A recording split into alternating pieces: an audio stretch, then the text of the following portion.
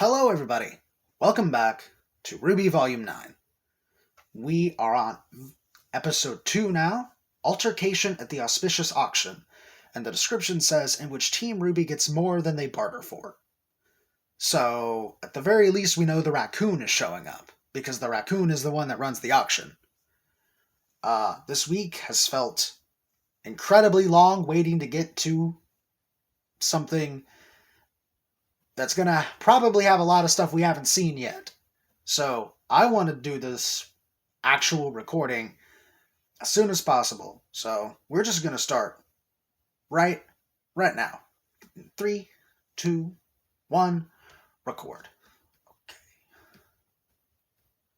All right.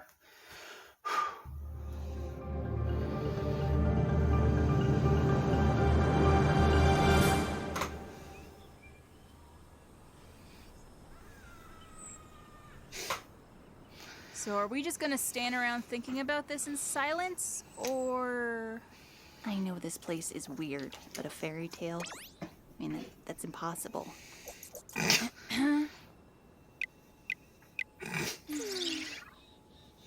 What we've seen is improbable, but that doesn't mean we're in an actual fairy tale. Are we seriously entertaining this? Do you have a better explanation for what's going on? Well, let's try to be more logical, shall we? We fell from the sky. Ruby made friends with a tiny mouse. Friends! Blake and I got caught by killer vines. And, you got your arm stolen by a... What was it that you said? A talking raccoon riding on a purple wagon filled with trash. Yes, that. Okay, I see your point of view. I am going to go over here now. Of course it's driving a little trash wagon. Why not? Probably has a little driving wheel too. As crazy as it sounds. I love it. I love it. Oh, I love it so much. Something about this is familiar. The girl who fell through the world. Okay, we just quickly realized it. I think we're in the ever after. So we just know that that's what it is? Like, that world is make-believe. It was just part of a story we all read as kids. It's not make-believe. It's where I live. Can you tell us more about it? Have you ever heard the name Alex? And Alex, is that a purpose? In the story, Alex fell from the sky and met with the hunter mice. Got trapped in vines, fought a Jabberwocker, and got her knife stolen by a talking raccoon. Yeah, and then she beat the Red King at a board game, met the curious cat, the rusted knight, and finally got out through... The tree. So what now? Do we go to the tree? I don't know how to feel about this currently. I don't know how I'm currently feeling about this. But I did kind of figure, because of the storybook in the opening, where they all kind of look like pop-ups and they're following Alex, but they aren't literally following her because she's blacked out. They're just following the story that Alex went through. Can't wait for Neo to realize it. That's one of Neo's favorite stories. Look for Alex, Yang's arm. Ruby, you're still missing Crescent Rose. I'll bet the Jinxie Peddler has it. Who? The Jinxie Peddler? That's the only talking raccoon I know. Do you know where he might be? Of course. I'll lead the way. Right. No, you won't. You're gonna fall asleep again. I love how Weiss hates everything that's happening. I love how she hates everything that's going on. It's amazing. 2. I knew it! I knew it! You're gonna fall asleep again. So the town is just ahead, right?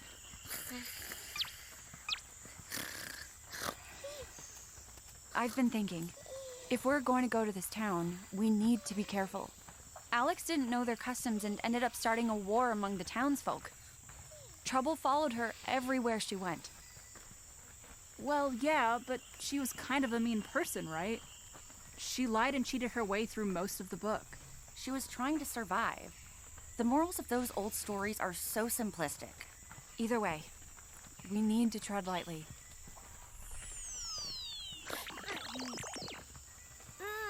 The town's just up ahead. The Jinxie peddler always stops by our village before he goes to town. Do they steal stuff from you guys too? Steal? Never. They just take the things we're not looking at. Fair's fair. That's called stealing. Sounds like a legitimate business person. How did they manage to steal your arm anyway?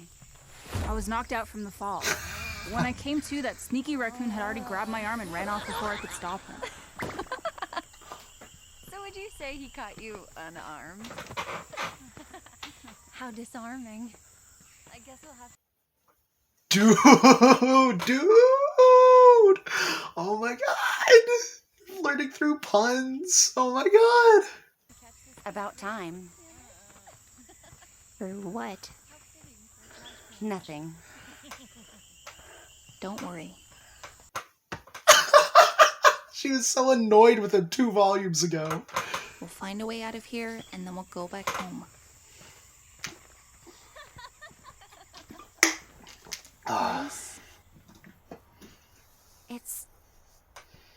It's all gone. There's nothing left for me to go back to. Just like Beacon. You did the best you could for Atlas Weiss. But it wasn't enough. We hatched a crazy plan that put a whole kingdom at risk, and we don't even know if we saved the relics from... Maybe John and Winter were able to get them out. Despite everything. Despite us.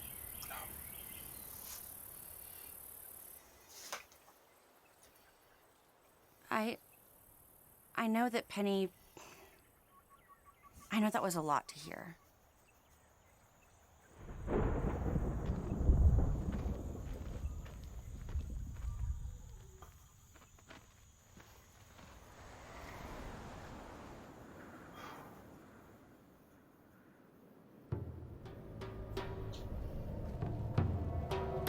Oh boy.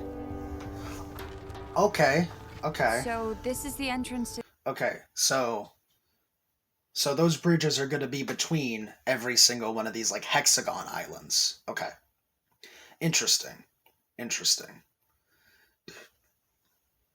So one of those bridges is the one that the Yang and Blake scene happens on later. And Ruby, apparently, going off the intro. To the other acre, you called it?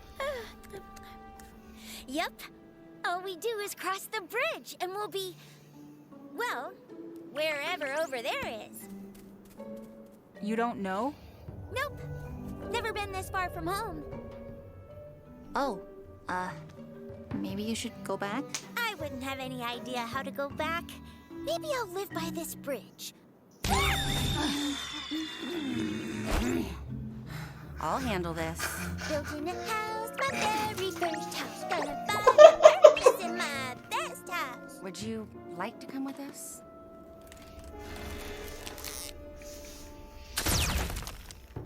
Yeah, that's probably for the best. I love how silly this volume is.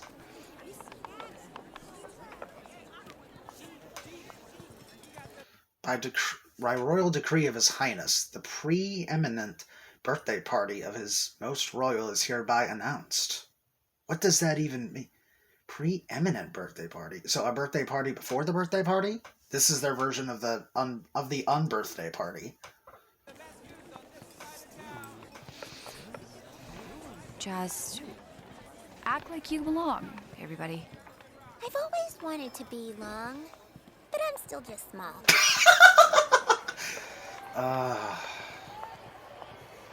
There it is. So what's the strategy? Just start roughing them up or what?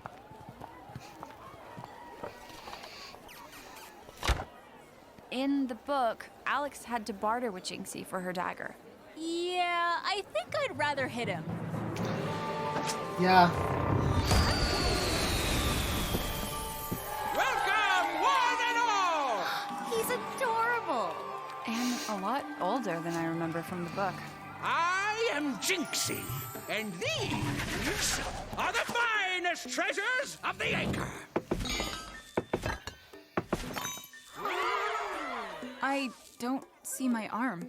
All of Jinxie's treasures are just other items in disguise, so that people think they're buying something extremely valuable. Okay. So, which one is Yang's arm? What does your heart tell you? That's how Alex knew. I mean, Why is this having none of this? That does have, like, the Ember Celica pattern to it. that one looks roughly arm-sized-ish. Ruby? There's something about that one. First item. The diamond-studded rabbit. You! Jinxies. How are we going to bid without any money? I don't think there's any money in the ever after. Jinxie just names whatever price he wants. What did Jinxie want from Alex? Her saddest memory. And her happiest. Sold for a hug. Hugs are very valuable. Maybe this won't be so bad after all. Second item, a golden scepter. You! Huh? The bidding starts at No, I was the first one to... knowing what it is to feel loved. A fair price for some, I'd say. Knowing what it's like to feel loved by royal decree. Sold! Wait, that's my arm! Whatever it is, it's royal property now. No price is too high for His Majesty's birthday. Last item, the jade marionette. We tried it your way, Blake. No! Ruby, what are you doing? Bidding starts at enough hope to fill this jar. No, no, no, no, no, no, no, no. You don't have enough, do you?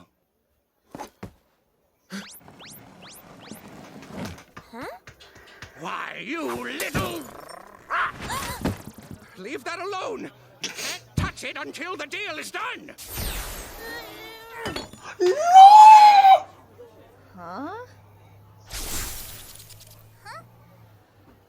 It's a fake!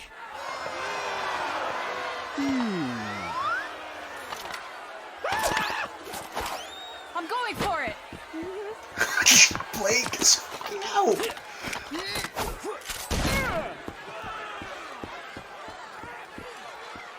Fair's fair.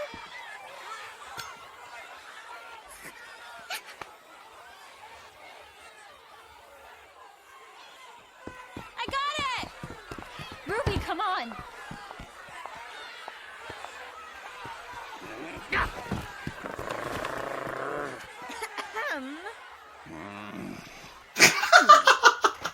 Wanted the hug back.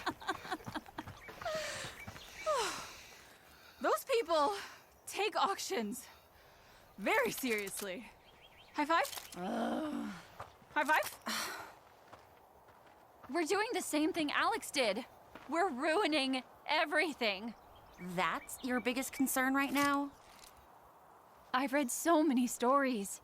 I never thought I'd be the moral of one.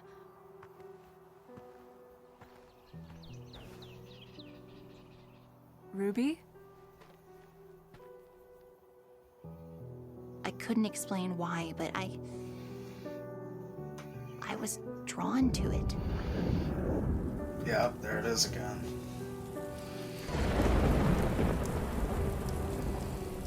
Great. Now it's raining on just us. That's it. We're getting out of this nightmare. Alex went to the tree, right?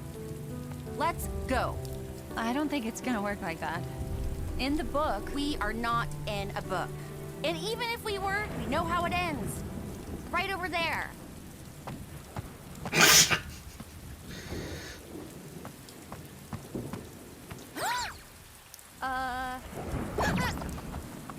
Yeah, been through this one. Stupid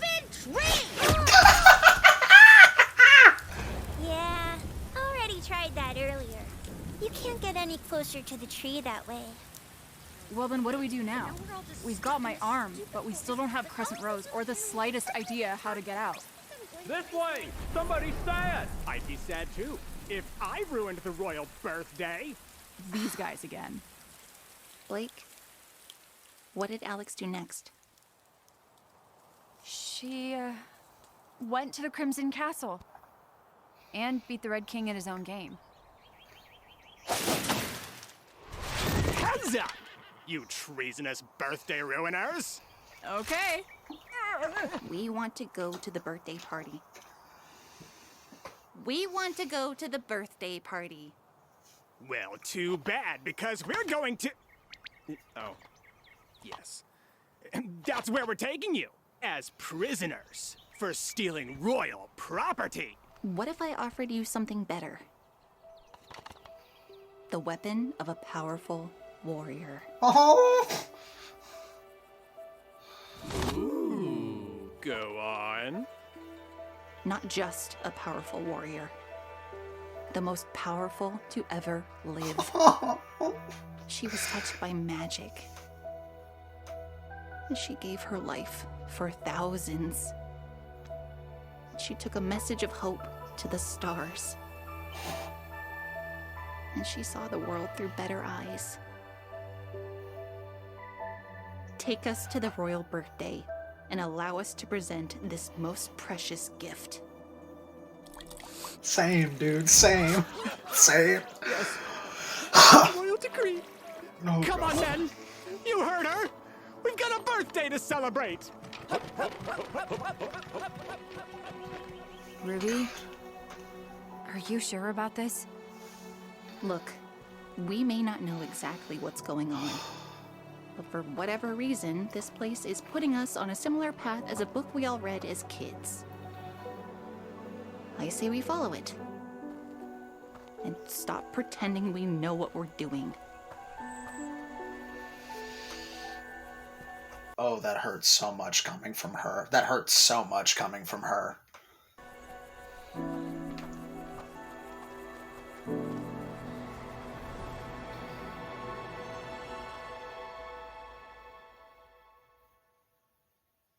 Okay, that's the end. Oh my god. Dude,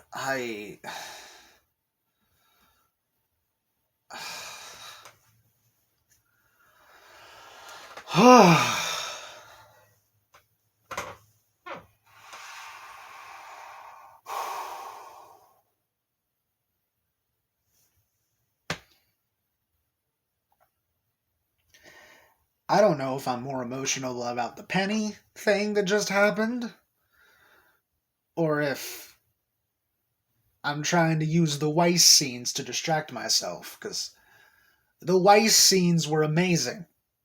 Those were amazing Weiss scenes. But she also had a sad Weiss scene. And then there was the bees flirting. The bees flirting is one of the greatest scenes that they've ever done. Oh, and it's between all of this Ruby angst where Ruby can't even see what's going on. Oh. And that last line, because she's lost hope, so she doesn't have enough hope for the jar. I was worried she was, and then she would just lose it all in that moment. Oh.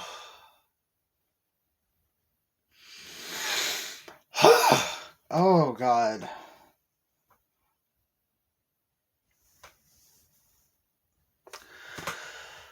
So, we didn't get any other perspectives in this one. We're still just following Team RWBY, which it is Team RWBY and RWBY herself focused. We've got to have some others. Got to have at least Neo and Jean. And we now know the title that Jean has been given. The Rusted Knight? It's either the Rusted Knight or the Rustic Knight. But that's what Jean is at this point, or what he's probably going to be, because that's the only knight that we know of.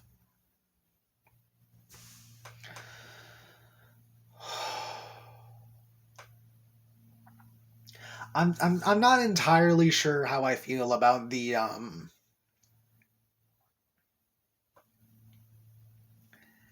being literally in a story, but I guess it also makes sense because the show has operated like that before.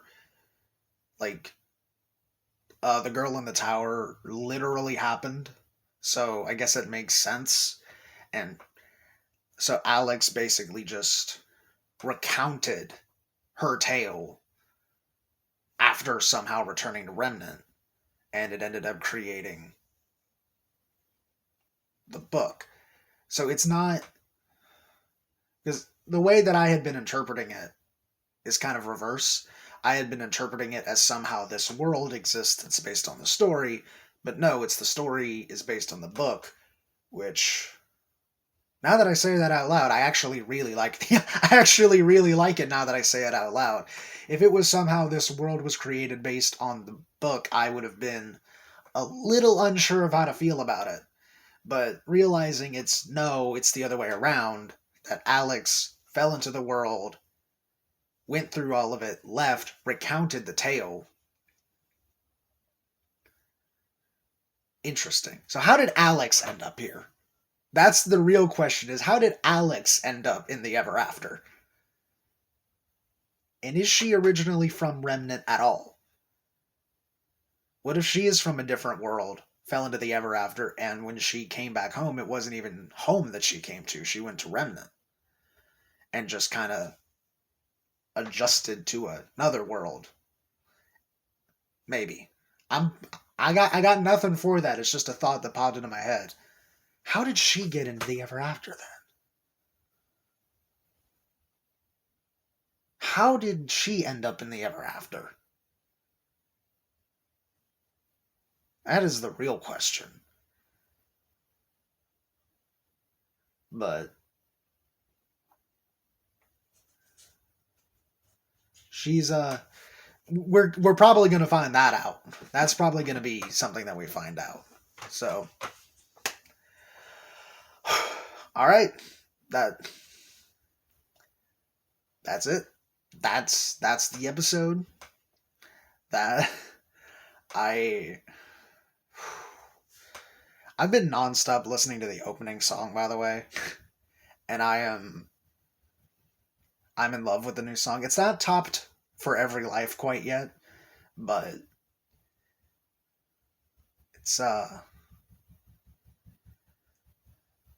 it's certainly near the top. It's certainly near the top. Anyway, I'm very, very, very, still very excited for where this volume is going to go. And I like that it's a slower pace. I like that it's a slower pace and that things so far haven't been like too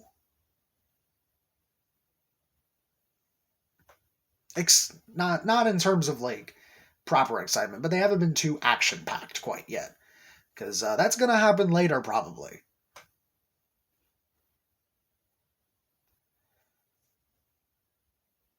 Okay, calling it. Neo is in the birthday party because it's the preemptive birthday party, which is basically the unbirthday party.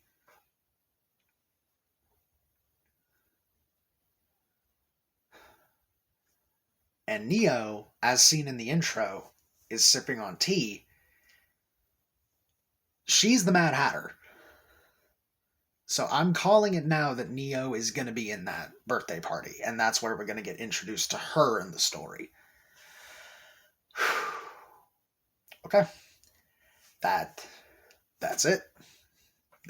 Now that's it, I do believe. I'm excited, and I am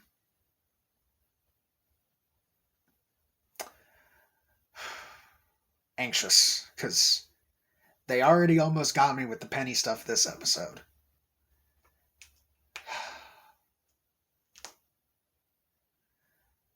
It's only gonna get worse. It's only gonna get worse. Eh.